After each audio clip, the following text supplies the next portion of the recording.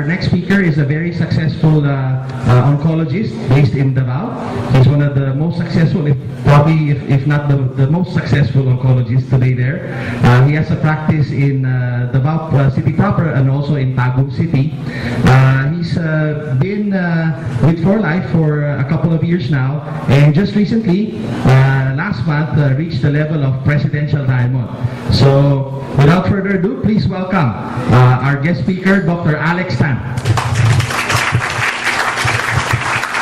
Thank you, Glenn, for that kind introduction.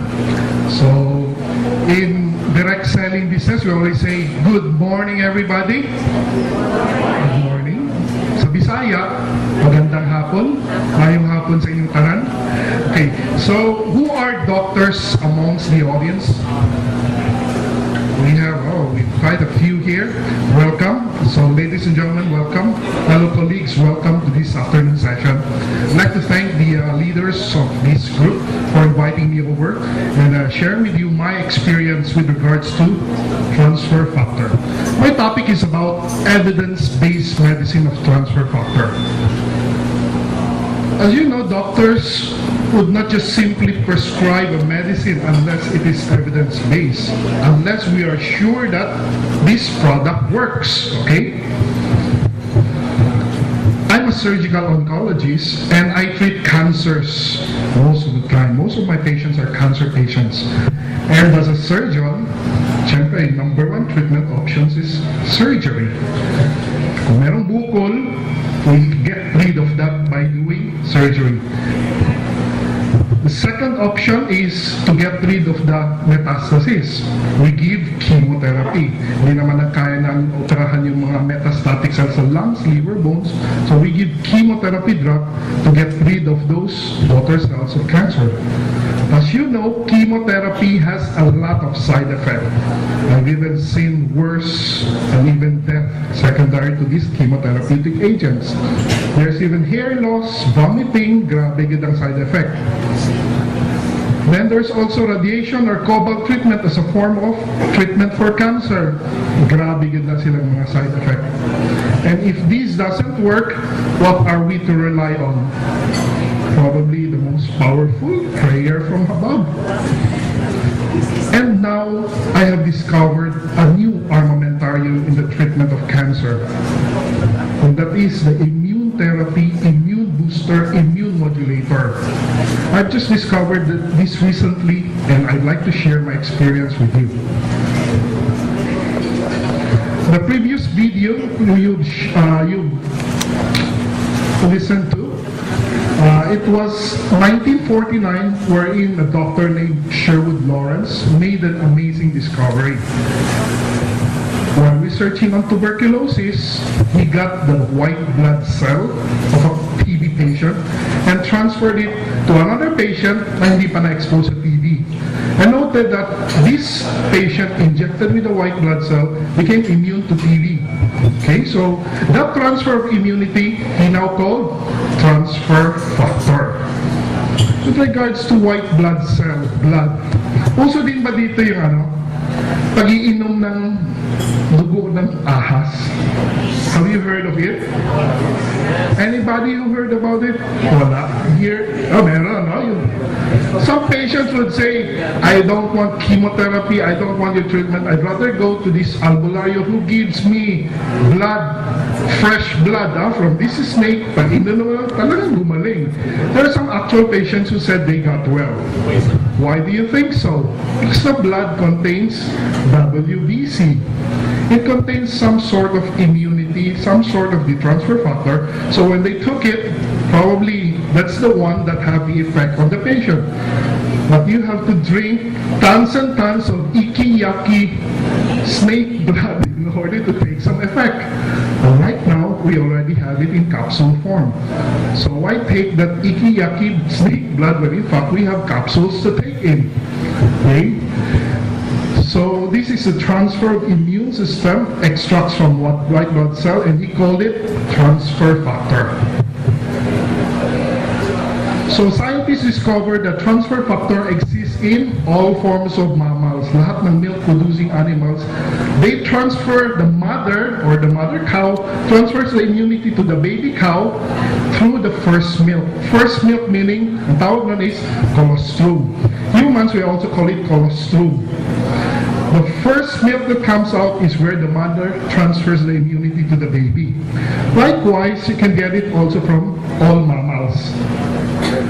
That's why DOH recommends breastfeeding because it contains the immunity of the mother to be transferred to the baby. Okay? Transfer factor equips this new cell with data to recognize, in order our immune system can recognize, respond, and remember the threat that they encounter. Okay. The universal donor molecules, transfer factor, are found in all mammals, and these are not species-specific, wherein animals can transfer their immunity to other species.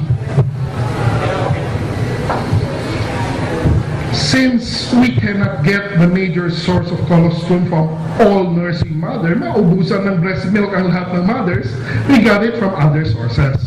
It's from the cows and chicken. Yun palang cow's milk. Just imagine, cow only have colostrum once a year. No? Manganganak lang yung cow once a year. So it's only the first colostrum that we can get it. Imagine how many cows do they have to milk to get the colostrum. Mas magandang chicken kasi egg yolk, marami mang itlog yan, di ba? So, For Life Research got the colostrum, do the special patented procedure known as ultrafiltration. Likewise, they also did the same with the eggs, freeze dry it, and make it into a capsule, which we now can take.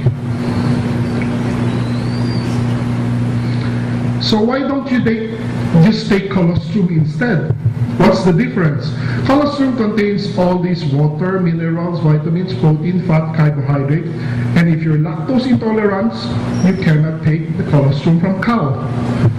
And it also contains immunoglobulin, but immunoglobulin are easily destroyed by the gastric juices. So this one is out, and it contains a transfer factor. Unlike the capsule form, it has undergone ultrafiltration by the patented procedure, and it only contains pure transfer factor, nothing else.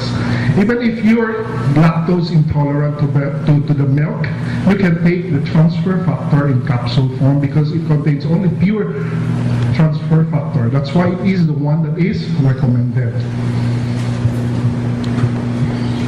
So what is transfer factor?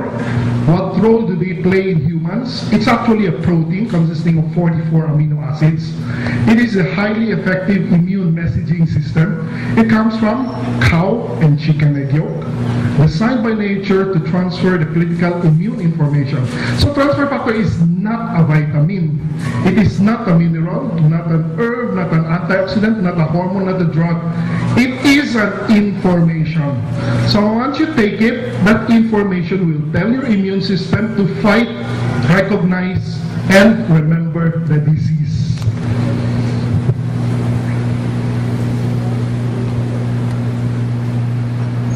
So transfer factor direct, educate, and stimulate the immune function. There are three functions. Okay, this is the structure of the transfer factor. It has three segments. One segment is the antigen-specific function. It is an array of critical tag used by the immune system to identify the host enemy microbe. The second one is the suppressor function. It downregulates the immune system once the threat is defeated. This also suppresses patients with bronchial asthma. Why do patients experience severe asthma attack? It's because if you have asthma, your body is too sensitive. Konting pollen lang malanghap at sinakag, ganyan na kaagad. Your body is too sensitive. But if you take transfer factor, this segment, the suppressor function, tell your immune system, tell the mast cells not to produce too much histamine. So thereby, bronchial asthma or asthmatic attack is lessened. So patients taking transfer factor, they have lesser asthmatic attacks. And the third fraction is the inducer fraction. It triggers a general state of readiness to the immune system. The next time you have the same infection, your body is easily reactive to the disease. Example, okay? This is a natural reaction of our body against a disease. Supposing you're exposed to a flu or a cough, that is in day 0. What goes up is the complement system. This is the complement system. Tumor necrosis factor, interleukin, and interferon alpha. These are the complement system. It goes up in your blood levels. This one will activate the NK cell, natural killer cell. These natural killer cells are the one that will kill the invading pathogen. So if the NK cell rises, that's the time you get healed or you get well. So that's day 0. Normally, you get exposed to flu or virus. It will take 1, 2, 3, more or less 3.5 days before you get well. Is that true? You have a flu now, you're bedridden, 2 or 3 days later, you get well, normally, right? But if you take transfer factor, comparing, this is a natural patient who doesn't take transfer factor.